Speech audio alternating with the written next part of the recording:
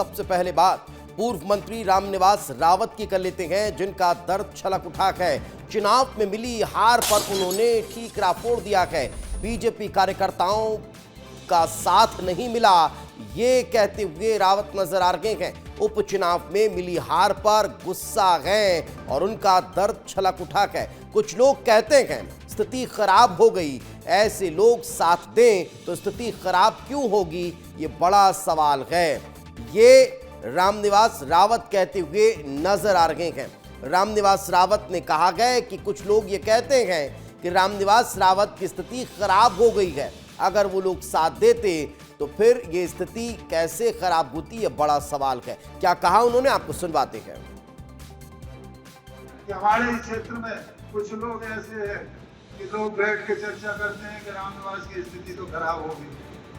अरे भाई, तुम भारतीय जनता पार्टी के हो, अगर भारतीय जनता पार्टी मुझे टिकट देगी तो मेरी स्थिति क्यों खराब होगी। लेकिन आप लोगों से अनुरोध करता हूँ, ऐसे व्यक्ति को आप मुंह तोड़ जवाब देना शुरू कर दो। पार्टी को कोई नहीं हरा सकता। मेरा ये संकल्प है कि पार्टी की मेरी वजह से इस बार हार हुई, मैं पार्टी को जिता के एक बार इस सीट को आदरणीय नरेंद्र सिंह तोमर जी, आदरणीय अध्यक्ष जी, आदरणीय मोहन यादव जी की झोली में लाके जरूर दूंगा। ये मेरा विश्वास, ये मेरा संकल्प। तो वहीं अब रामनिवास रावत के बयान के बाद नरेंद्र सिंह तोमर का बयान सामने आया है और कह रहे हैं कि जितना आपका प्रचार किया उतना खुद का नहीं किया। कार्यकर्ताओं पर उठे सवाल का जवाब नरेंद्र सिंह तोमर देते हुए नजर आए हैं। ये वहीं उसी मंच पर मौजूद थे। विधानसभा अध्यक्ष ने रावत को प्रचार याद दिलाया, मैंने अपने चुनाव से ज्यादा आपके चुनाव में काम किया है। नरेंद्र सिंह तोमर के बयान से अब सियासी सरगर्मी और ज्यादा बढ़ती हुई नजर आ रही है। क्या कहा, जरा ये भी सुन लीजिए। आप सब लोगों को विधानसभा में मालूम है, रामनिवास जी के चुनाव के समय में आया था तो मैंने जितना काम किया इतना मैंने कभी अपने चुनाव में भी नहीं किया जीवन में। आप सब लोग इस बात के साक्षी हो।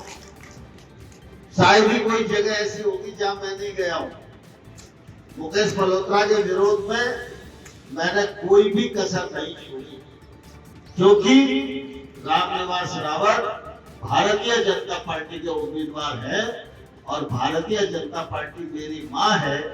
मैं जो कुछ हूं भारतीय जनता पार्टी के कारण हूं।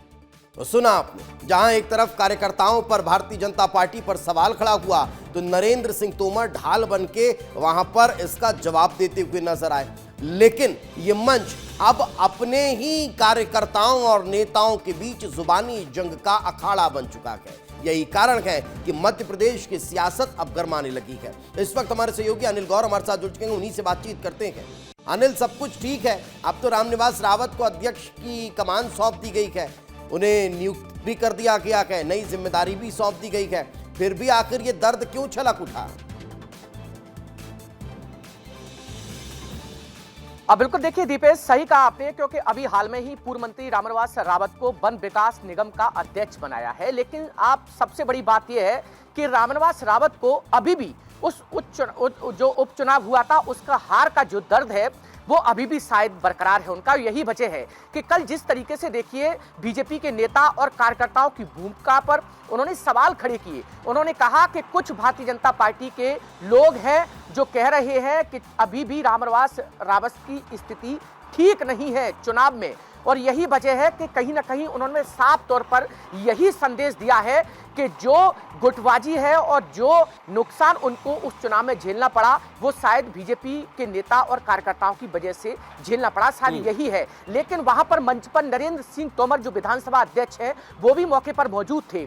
उन्होंने इस जवाब का शायद इस रामनिवास रावत के सवाल का जवाब देते हुए कहा कि मैंने जितना प्रचार प्रसार अपने चुनाव में नहीं किया है उससे ज्यादा मैंने गांव-गांव में रामनिवास रावत के चुनाव प्रचार में किया, और यही वजह है कि मंच पर जुबानी जंग जो है वो तो हो गई, लेकिन इसके बाद का क्या माहौल है, इसके बाद उस चंबल अंचल में क्या प्रतिक्रियाएं सामने आ रही है, क्या चर्चा चल रही है, जरा इस पर भी प्रकाश डालिए।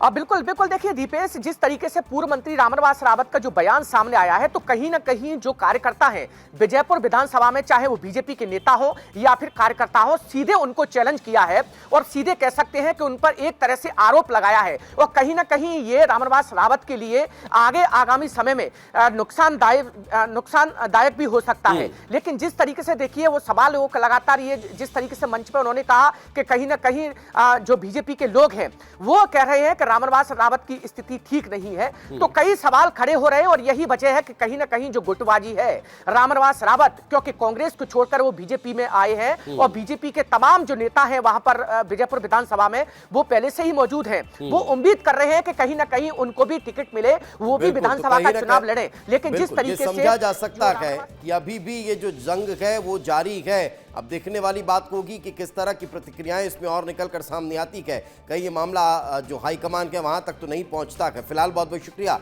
इस तमाम जानकारी के लिए।